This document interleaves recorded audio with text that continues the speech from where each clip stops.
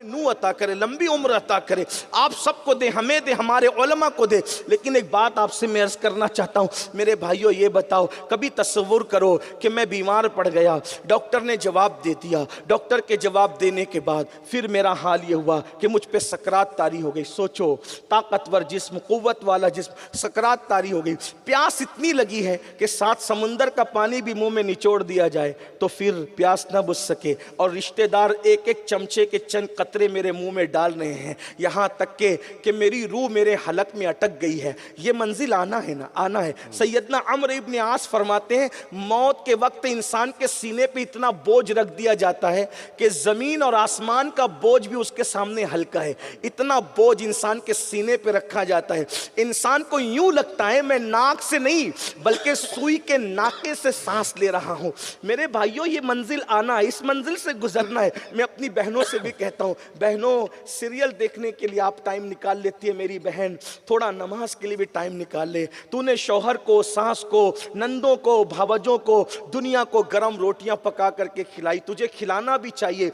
घर में घर का काम करने वाली औरत को अल्लाह पाक उसकी राह में जंग में शरीक होने का सवाब अता करता है। लेकिन आपसे कहता हूं मेरी बहन, तूने रोटियां जिनको पका के खिलाई ना, वही शौहर तेरी मौत के बाद ये मंसूबा बनाएगा, बीवी तो चली गई, अब इसके बाद क्या?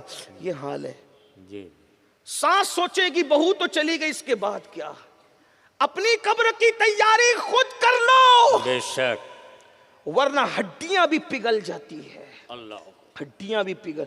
और एक बात आपसे कहूं, अगर कोई ये सोचता है कि बुढ़ापे में सुधरेंगे, जब किसी के काबिल नहीं रहेंगे तो खुदा की तरफ पलटेंगे, तो याद रख लो, अगर आपने ये सबक पढ़ लिया है कि कभी भी तौबा करेंगे तो वो कबूल ही होगी। कुछ लोगों का तो दिमाग ये बन गया कि जैसे माज अल्लाह हमारी तौबा कबूल करना अल्लाह पे फर्ज है। उम्मीद भी रखो, मगर ये भी सुन लो, फिरौन ने डूबते डूबते तौबा की थी, मगर आवाज आई, वक्त खत्म हो गया। अल्लाह, कुरान उसकी तौबा के बारे में गुफ्तगू कर रहा है कि उसने डूबते डूबते कहा था मैं अल्लाह पे ईमान लाया, लेकिन क्या हुआ? वक्त चला गया। जब उसके लिए वक्त चला गया, अल्लाह ना करे कहीं ऐसे वक्त होश ना आए कि वक्त चला जाए। हजरत मालिकुद्दीनार कहते हैं कि मेरा एक दोस्त मर रहा था, उसके सीने से गरम गरम सांसें निकल रही थी। मैंने कहा तौबा कर ले, अल्लाह माफ करेगा। जैसे उसने कहा अस्तगफिरुल्लाह, तो घर के कोने से आवाज आई, बंदे बस भी कर, मैंने जब भी तुझे मोहलत दी तुझे धोखेबाज पाया, तू बड़ा धोखेबाज है। ये हाल है, वो तौबा रद्द भी कर सकता है। आप जरा ये भी तो सोचो, जब मासूम 200 साल तक के अल्लाह को पुकारता है लग़्ज़िश पैगंबराना के बाद, 200 साल तक कोई जवाब नहीं दिया जाता, ये हमारे लिए इबरत है। नबी की शान नहीं घटती इससे, हमारे लिए इबरत है। न वो गुनाह था, न वो खता थी, वो तो लग़्ज़िश पैगंबराना थी, लग़्ज़िश मासूमाना थी। लेकिन 200 साल तक के अबुल बशर दुआ करते रहे, कोई जवाब नहीं दिया गया। ये बात बार बार सुनते हो, फिर बताओ, हजरत आदम अलैहिस्सलाम ने कोई गुनाह तो नहीं किया था, कोई खता तो नहीं की थी, लग़्ज़िश पैगंबराना थी, अल्लाह की मर्जी थी, हजारों करोड़ों उसमें हिकमतें थी। मैं लोगों को कहता हूं, आदम गुनाह नहीं किए थे, उसका सबसे बड़ा सबूत यह है, गुनाह से आबादी वीरान हो जाती है, गुनाह से आबादी वीरान हो जाती है। जहां गुनाह है वहां फना है। अगर आदम की लग़्ज़िश पैगंबराना गुनाह होती तो वीराना आबादी में कैसे तब्दील होता? वे गुनाह नहीं था लग़्ज़िश पैगंबराना। आप मुझे बताएं, शजरे ममनुआ हाथ में आया तो जन्नत से बाहर निकाल के कपड़े भी वापस ले लिए गए, 200 साल तक जवाब नहीं दिया गया। सूद को हाथ में लेने वालों और पेट में डालने वालों, अपना क्या बनेगा? अल्लाह, हराम लुकमे को हाथ में लेके पेट में डालने वालों, अपना क्या बनेगा? सूद के धंधे कर रहे हो नाम बदल बदल कर। जितना बुरा सूवर खाना है, खिंजीर खाना जितना बुरा है, उससे बढ़कर सूवर खाना बुरा है। क्यों? उससे बढ़ सूवर खाना जितना बुरा है, उससे बढ़कर सूद खाना बुरा है। क्योंकि सूवर भी हराम है, सूद भी हराम है, मगर सूवर खाने वाले के लिए अल्लाह ने जंग का ऐलान नहीं किया, सूद खाने वाले के लिए अल्लाह ने जंग का ऐलान किया है। जिससे अल्लाह जंग का ऐलान करे कुरान में, बताओ वो कौम इज्जत के साथ जमीन पे कैसे रह रह सकती, वकार के साथ जमीन पे कैसे रह सकती। आज शिकायत नहीं करते हो हमारे साथ ये हो रहा है, हमारे साथ वो हो रहा है। हमने कहा करतूत बदलो। कुरान कहता है वमा असाबकुम मिन मुसीबतिन फबिमा कसबत ऐदीकुम, तुम पर जो भी मुसीबत आती है वो तुम्हारे आमाल की वजह से है। तो आइए मैं जो बात अर्ज कर रहा था जल्दी जल्दी से आगे बढ़ते हैं। अल्लाह अकबर, थोड़ा तसव्वुर करो, मौत हमें आ रही है, मौत की आखिरी हिचकी है, गले में रूह अटक गई है। कभी तसव्वुर करना, लोग मौत का सुन के डरने लगते हैं, ये क्या छेड़ दिया मौलाना ने, ये क्या छेड़ दिया हजरत ने, ये क्या छेड़ दिया सैयद साहब ने, इसलिए मौत से इतना डरते हो। डरोगे भी तो आएगी, तैयारी करोगे भी तो आएगी, मोहब्बत करोगे भी तो आएगी, आना ही आना, एक लम्हा पहले भी नहीं, एक लम्हा बाद भी नहीं, आना ही आना। जरा सोचो तो सही, जब महबूबों को मौत की लज्जत चखाई जाती है तो मैं और आप कौन है।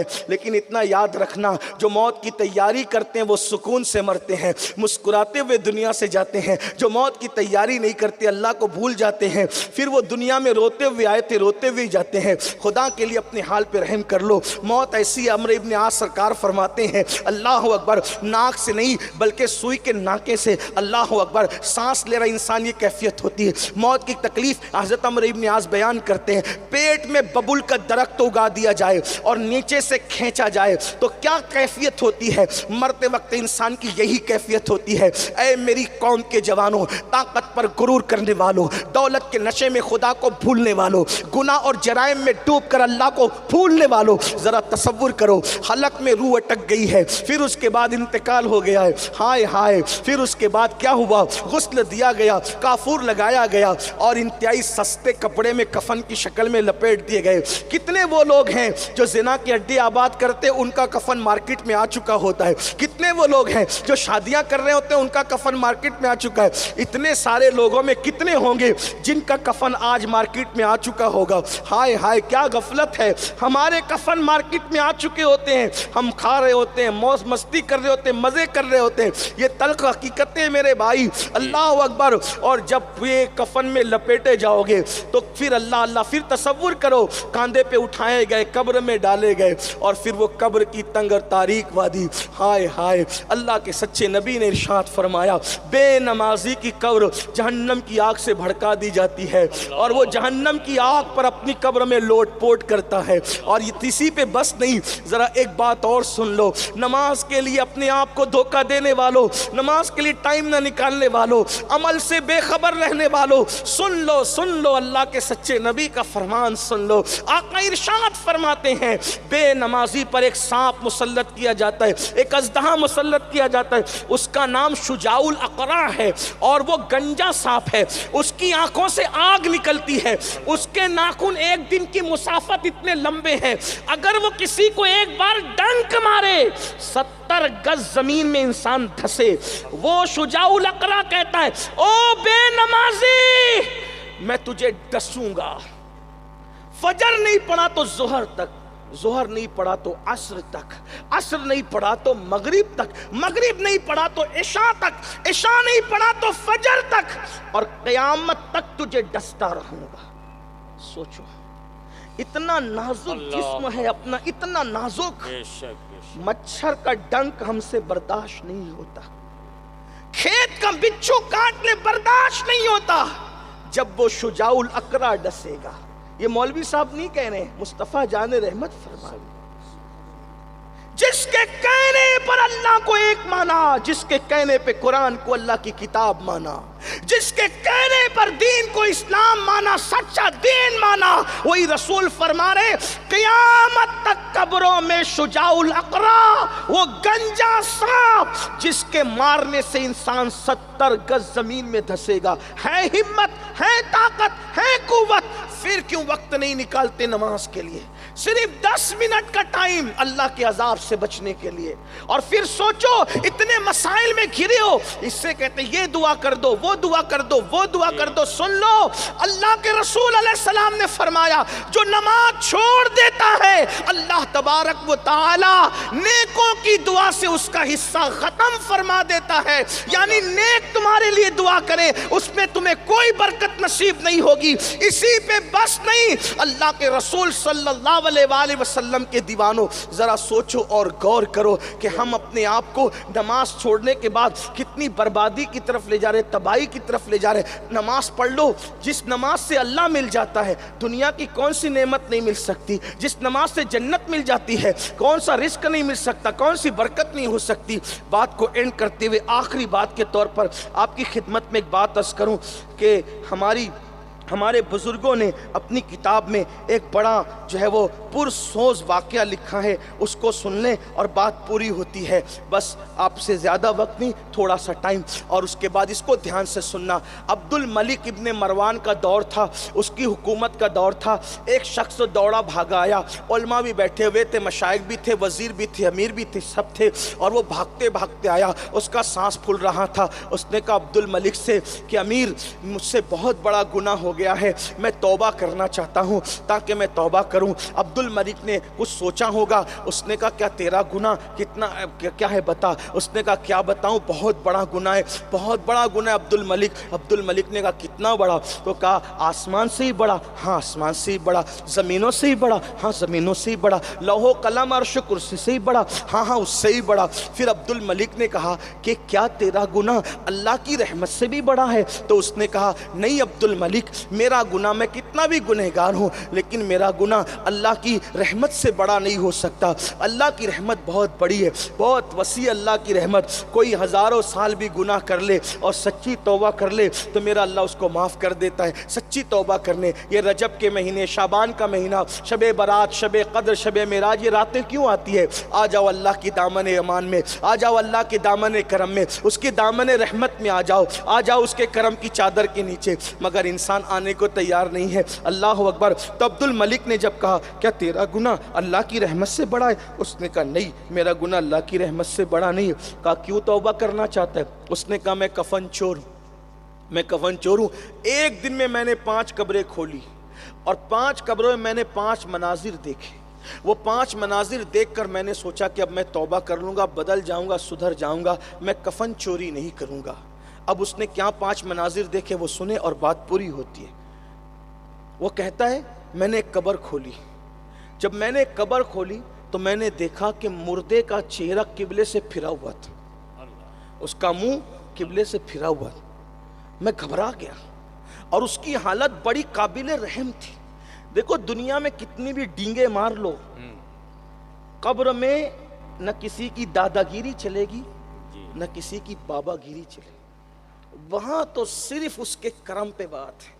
मेरे इमाम कहते उनको रहम आए तो आए वरना, इमाम क्या कहते हैं, उनको रहम आए तो आए वरना वो कड़ी मार है क्या होना है, वो कड़ी मार है क्या, रात पुरखार है क्या हो, पांव अफगार है क्या होना है, सबसे छुप के किए जिसके गुनाह वो खबरदार है क्या होना, क्या वो मंजिल है, क्या वो मंजिल है। कब्र की मंजिल हम भूल गए। सहाबा कहते हैं एक मर्तबा मैयत हो गई किसी की और अल्लाह के रसूल कब्रस्तान आए तो मुर्दे को कब्र में उतारते देखकर हुजूर इतना रोए कि दाढ़ी रोते रोते तर हो गई। हुजूर की बात कर दो, जिसके कब्र में आने से कब्र जन्नत बन जाए वो रसूल कब्र को देखकर रो रहे, दाढ़ी तर हो गई, जमीन की मिट्टी में कीचड़ हो गया। और फिर साहबा ने पूछा हुजूर क्यों रो रहे? फरमाया इसकी तैयारी कर। साहबा से फरमाया इसकी तैयारी कर, ये आखिरत की पहली मंजिल है, इसमें कामयाब तो सब काम। बेशक इंशाअल्लाह। सैयदना उस्मान गनी इतना रोते थे कब्रों को देखकर, लोग कहते थे महशर को सुन के इतना नहीं रोते आप, कब्र को देखकर इतना क्यों रोते? फरमाया कि ये आखिरत की पहली मंजिल, अगर यहाँ इंसान कामयाब है तो कामयाब, वरना कब्रों का हाल तो ये है कि बनी इसराइल के एक शख्स ने किसी की इजाजत के बगैर एक लकड़ी खिलाल के लिए मुंह में डाल ली, उस पर भी वो अजाब कब्र में गिरफ्तार। लोगों के पैसे लूट लूट के हड़प करने वालों, मुझे बताओ जब खिलाल की लकड़ी पूछे बगैर मुंह में डालने से अजाब कब्र में इंसान गिरफ्तार होता है, अल्लाह, पेशाब के छींटों से न बचने की बुनियाद पर जब अजाब कब्र होता है, सोचो तो सही। जो पेशाब के छींटे से ना बचे उस पर अजाब कब्र, जो शराब को हलक के अंदर उतारे उसका क्या हाल है। इसलिए अपने आप पे रहम करो, बहुत बातें करने की जरूरत नहीं, अपने आप पे रहम करो। अल्लाह से रहम की भीख मांगो, उसकी बारगाह में उसकी रहमत तलब करो, उसकी बारगाह से मगफिरत तलब करो, उसकी बारगाह से बख्शिश तलब करो। सुधर जाओ, हो सके तो सुधर जाओ। बहुत अगर लोगों की के देख करके इबरत हासिल नहीं करोगे तो खुद इबरत बनोगे। जो लोगों को देखकर इबरत हासिल नहीं करता, और याद रखना जिसकी जवानी गुनाह में गुजरी उसकी मौत बड़ी दर्दनाक होती है। हजरत सैयदुत ताइफा जुनैद बगदादी ने एक बुड्ढे को भीख मांगते देखा बगदाद के बाजार में, कोई उसको भीख भी नहीं देता था। लोगों ने कहा इस बुड्ढे पे कोई रहम क्यों नहीं करता? कहा जवानी इसने पाप में गुजारी, खुदा ने बुढ़ापे में जलील कर दिया, इसलिए बुढ़ापा आएगा। और जवानी की कद्र मेहमान की तरह करो। जवानी ऐसे ही आती है जैसे मेहमान आता है, मेहमान जाने के लिए आता है, जवानी भी जाने के लिए आती है। इसलिए जवानी को मेहमान समझ के उसकी कद्र कर लो, उसकी इज्जत कर लो। जवानी की रातें आवारगी के लिए नहीं, जवानी की रातें अय्याशियों के लिए नहीं, जवानी की रातें गंदी फिल्में देखने के लिए नहीं, जवानी की रातें नाविलें पढ़ने के लिए नहीं, जवानी की रातें औरतों पे पाप की नजरें डालने के लिए नहीं, जवानी की रातें ऐश और इशरत के लिए नहीं, जवानी की रातें खुदा को मनाने के लिए, जवानी की रातें रब को राजी करने के लिए, जवानी की रातें खौफ खुदा में रोने के लिए, जवानी की रातें तिलावत कुरान के लिए, जवानी की रातें सुन्नतों पे अमल के लिए, जवानी की रातें खुदा को मनाने के लिए। जैसे उसको जवान पसंद है, जवानी की इबादत भी पसंद है। अल्लाह के रसूल फरमाते हैं जब कोई जवान तौबा करता है तो 40 दिन तक मेरा अल्लाह आसमानों में नूर की किंदीलें जलवाता है, और फरिश्ते कहते हैं एक जवान ने तौबा की है, उसकी खुशी में नूर की किंदीलें जला दी गई है। इसलिए अल्लाह के बंदो सच्ची तौबा करो, पलटो अल्लाह की तरफ। और मेरे अल्लाह ही का तो दरबार है, हर अदालत में गुनाह कबूल कर लो तो सजा होती है, ये उसकी अदालत है। कोई गुनाह कबूल करके शर्मिंदा हो जाए तो उसको सजा नहीं देते बल्कि महबूब बना लिया जाता है। और फिर कहा जाता है कोई एक बालिश हमारी तरफ आता है तो रहमतें चल कर एक हाथ उसकी तरफ जाती है, कोई चल कर आता है तो रहमतें दौड़ कर उसकी तरफ जाती है। आओ ना उस अल्लाह से रिश्ता जोड़ो। तो वो कफन चोर की बात एंड पर हो रही थी, उसने कहा किबले से मुंह फिरा हुआ था, मैं घबरा गया, भागने लगा तो गैब से आवाज आई, पूछता क्यों नहीं कि इसका ये हाल क्यों किया हमने? मैंने कहा मेरी हिम्मत नहीं, हम ही बता देते हैं। ये दुनिया में शराब पीता था और ज़िना करता। बल्कि एक हदीस मैंने पढ़ी किसी किताब में, इस वक्त किताब का नाम ज़हन में नहीं आ रहा है, लेकिन अगर आएगा तो बीच में बता दूंगा, कि जो लोग सिर्फ फहश बातें करते, फहश बातें यानी गंदी बातें करते, ज़बान से गंदी बातें, क़यामत के दिन जब वो उठेंगे तो कुत्ते की शक्ल में उठे, कुत्ते का मुंह लेकर उठे। इसलिए हमारे असलाफ कभी गंदी बात नहीं करते, कभी नहीं करते। हज़रत उमर इब्न अब्दुल अजीज़ के बगल में फोड़ा हो गया, बगल में। तो लोगों ने पूछा क्या हुआ, तो कहा हाथ के नीचे फोड़ा हो गया। कहा इतनी लंबी बात क्यों करते हो, हाथ के नीचे सीधा सीधा बोल दो बगल में फोड़ा हुआ। कहा जो तूने कहा ना, यानी बगल, मुझे कहते हुए शर्म आती है। क्यों? क्योंकि मैं जो कहूँगा वो लिखा जाएगा, और जब लिखा जाएगा तो अल्लाह की बारगाह में उसको पढ़ के सुनाना होगा। इकरा किताबक, कुरान कहता है जो कुछ तुमने कहा है ना, जो कर रहे हो सब लिखा जा रहा है, और अल्लाह के यहाँ उसको पढ़ के सुनाना है। ज़रा तसव्वुर करो, पीर के सामने एक हफ्ते के अमाल पढ़ के सुना सकते हो क्या? जब पीर साहब के सामने हफ्ते भर के अमाल पढ़ के नहीं सुना सकते, तो अल्लाह का जब सामना होगा, वो आमने सामने से जहद से पाक है, लेकिन जैसा कि उसकी शान खुदा का सामना होगा, और जब अमाल नामा हाथ में होगा, थोड़ा तसव्वुर करो जो जो करते हो अल्लाह की बारगाह में क्या पढ़ के सुना सको? अल्लाह। अपने अब्बा के सामने, पीर साहब के सामने नहीं पढ़ सकते, अल्लाह के सामने उसका सामना होगा तो क्या हाल होगा? जैसा कि उसकी शान है, सोचो तो सही। ऐसा कोई पढ़ के सुना सकेगा कि मैंने फलां तारीख को जिना किया था, लड़कों के साथ बदकारी की थी, मैंने हराम खाया था, ये कोई पढ़ के सुना सकेगा? सोचो क्या कर रहे हैं। ये सब गफलत का नतीजा है, सिर्फ गफलत का। और ये जो हमारे जहन में आ गया ना कि जन्नत तो मिलनी है मौलाना, देखो मैं आपको एक ज़ाब्ता बता दूं, जन्नत इतनी मुश्किल भी नहीं है जितना तबलीगी जमात वाले मुश्किल करके बताते हैं, और जन्नत इतनी सस्ती भी नहीं है जितना आपके शायर लोग बताते हैं, ना उतनी मुश्किल ना इतनी सस्ती। फिर जन्नत कितनी है, तो उसका सही तस्वुर वो है जो मेरे इमाम ने बताया। इमाम कहते वो तो निहायत सस्ता सौदा बेच रहे हैं जन्नत का, हम मुफलिस क्या मोल चुकाएं, अपना हाथ ही खाली है। बेशक नारे तकबीर।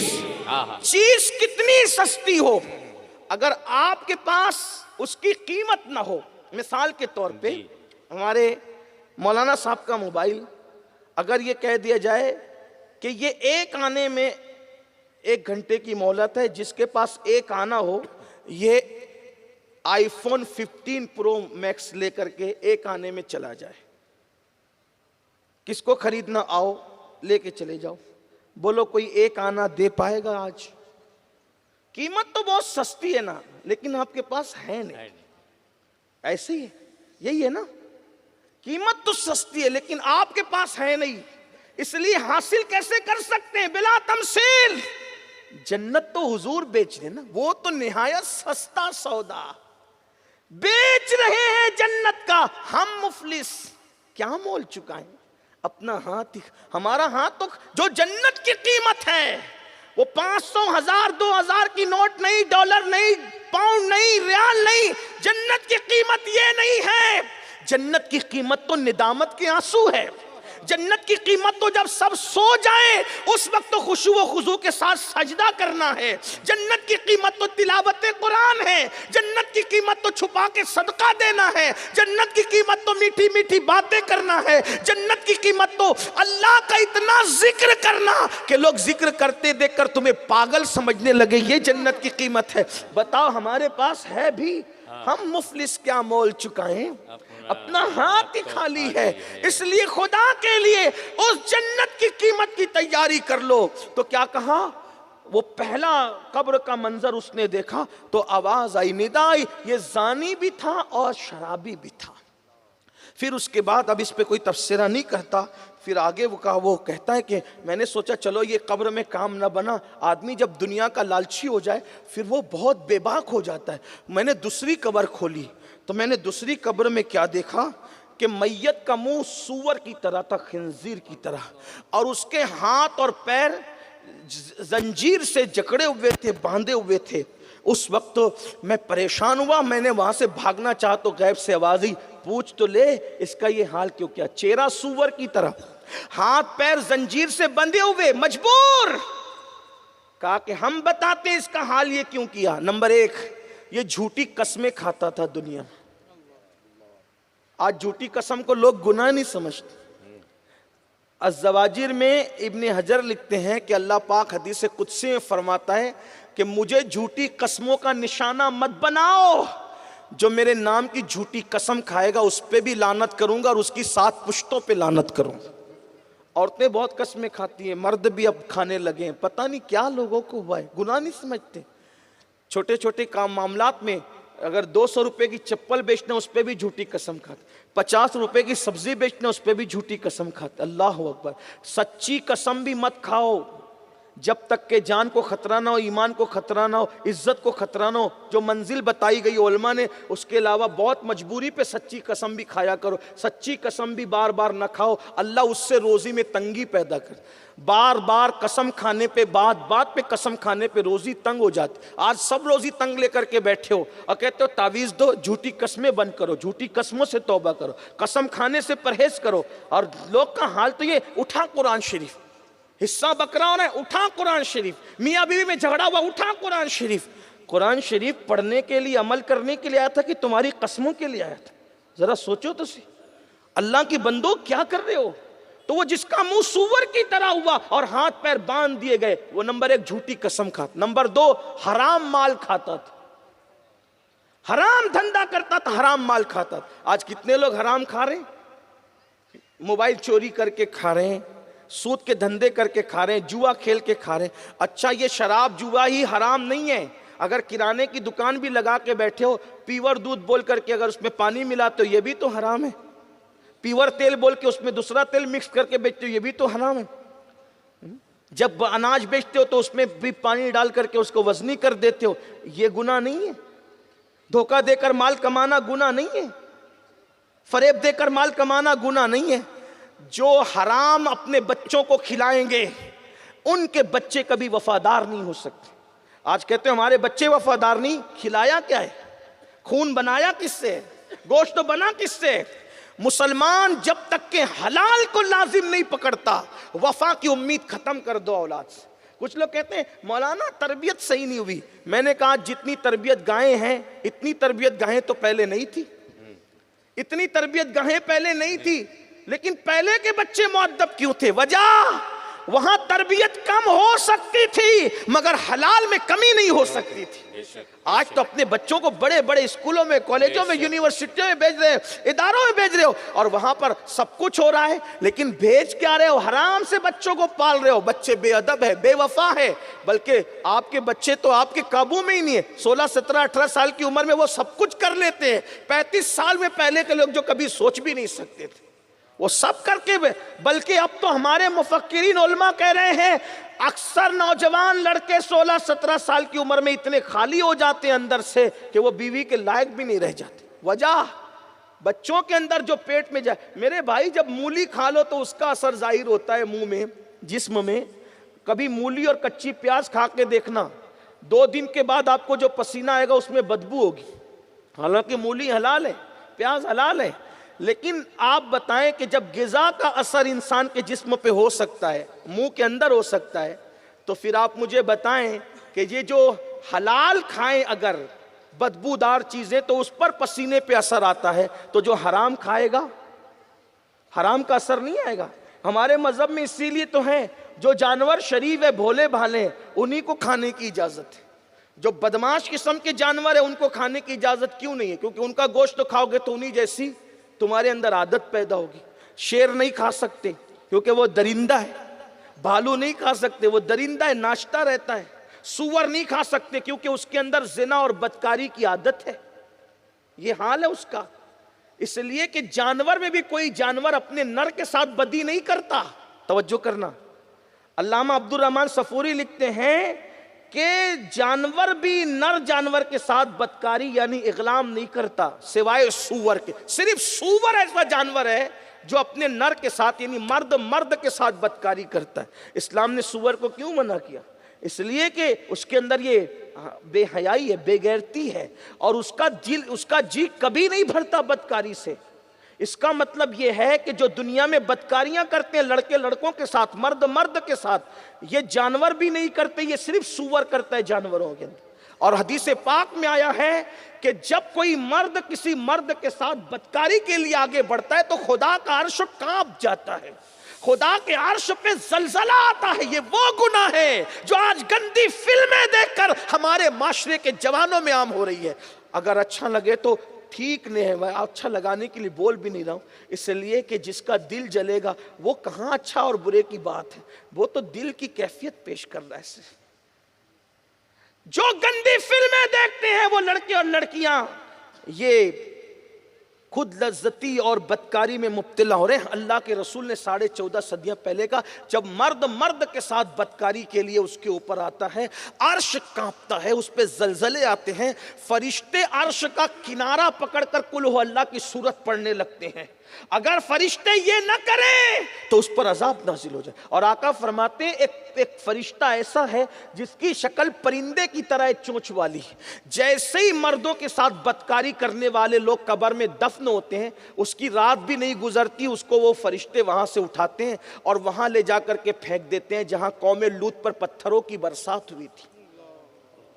भूल गए सब, बस ये अपनी मौज है, अपनी मस्ती है, जो चाहो करना। ये अल्लाह का अजाब है, अल्लाह के अजाब से बच नहीं सकते। तो क्या कहा?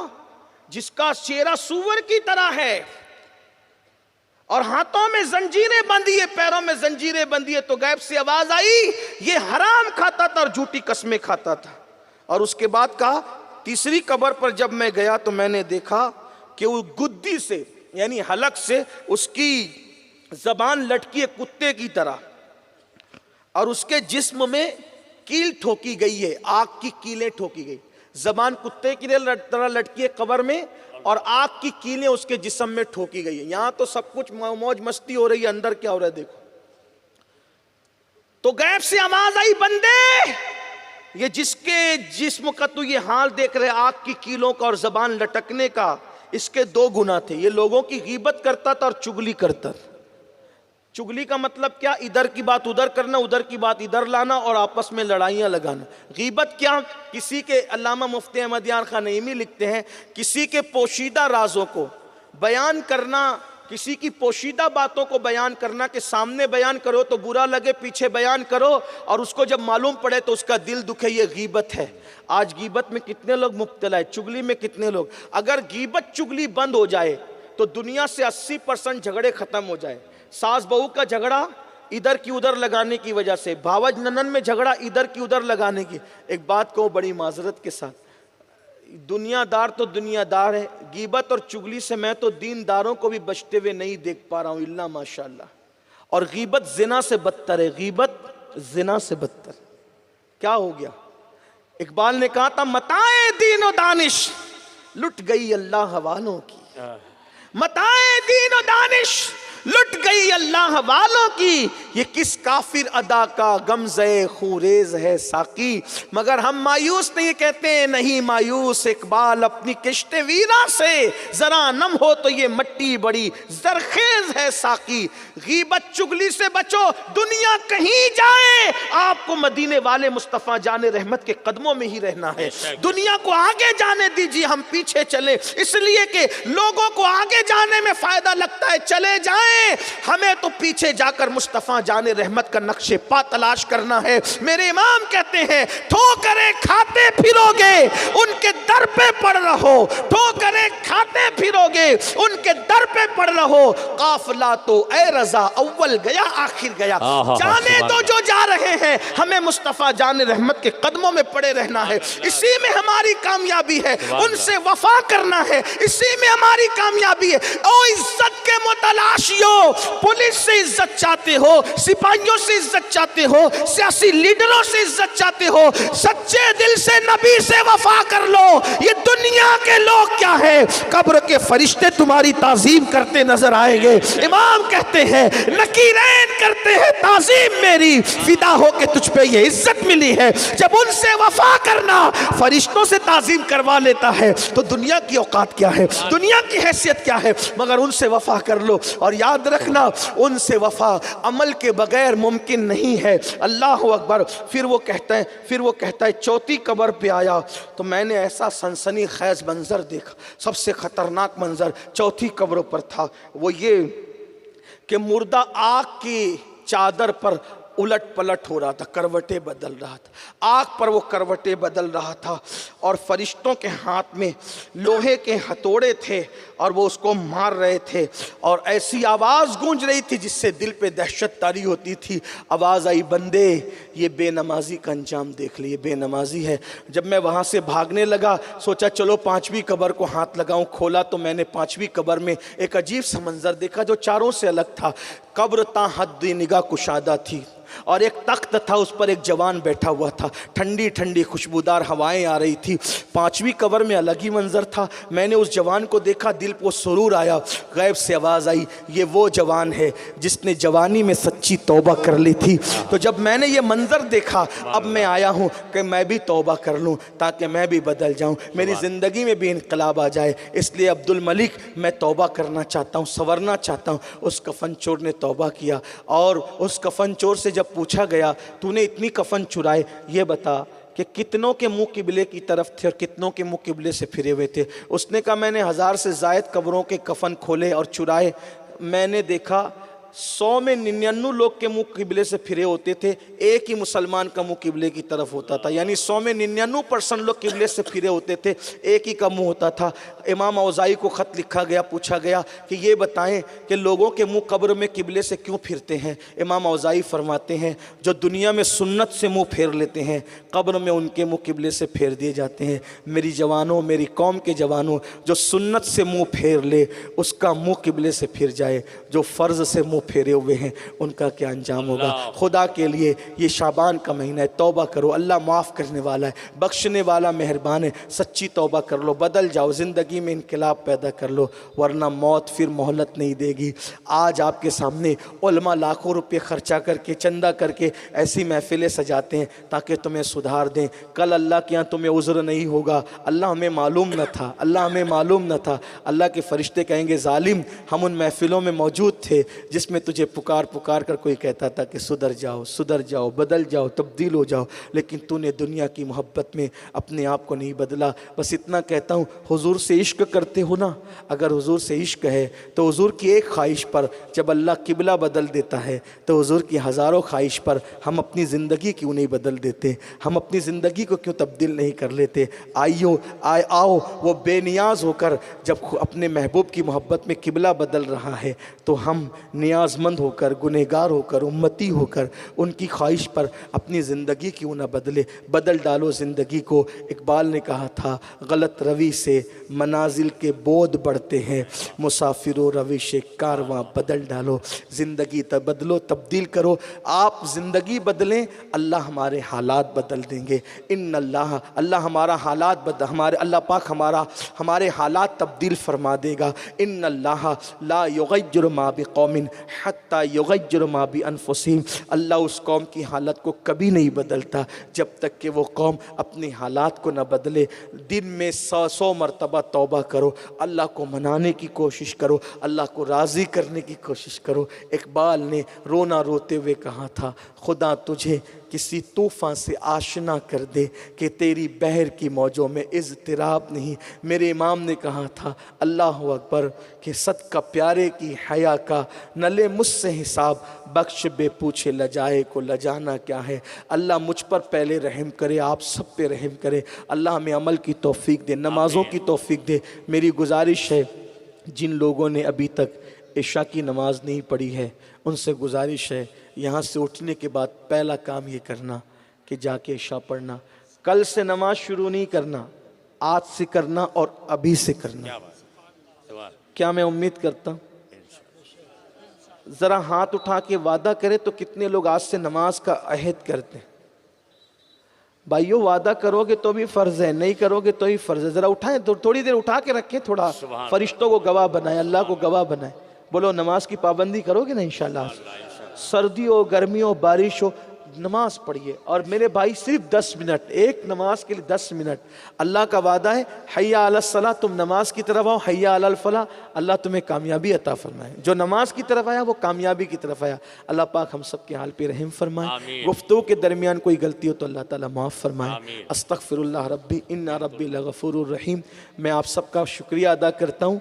आधी रात गुजरने के बाद भी आप इतने शौक़ से सुनते रहे और अल्लाह आपको बेहतर जज़ा दे, बेहतर सिला दे। लेकिन अभी आपको जाना नहीं, आपने इतनी देर बर्दाश्त किया ना, 5 मिनट और, इसलिए कि फैज़ुन नबी जो दारुल है उसके बच्चों की दस्तारबंदी है। ये महफिल दस्तार के लिए ही है। अगर आप बच्चों की हौसला अफजाई के लिए 5 मिनट और दे दोगे, कितना खुश होंगे ये मेहमानान रसूल, ये उलमा कितना खुश होंगे, इनके दिल से दुआएं निकलेगी। थोड़ा टाइम दे दो और ये मंजर आप देख लो ताकि बच्चों की हौसला अफजाई हो जाए। अस्सलाम वालेकुम।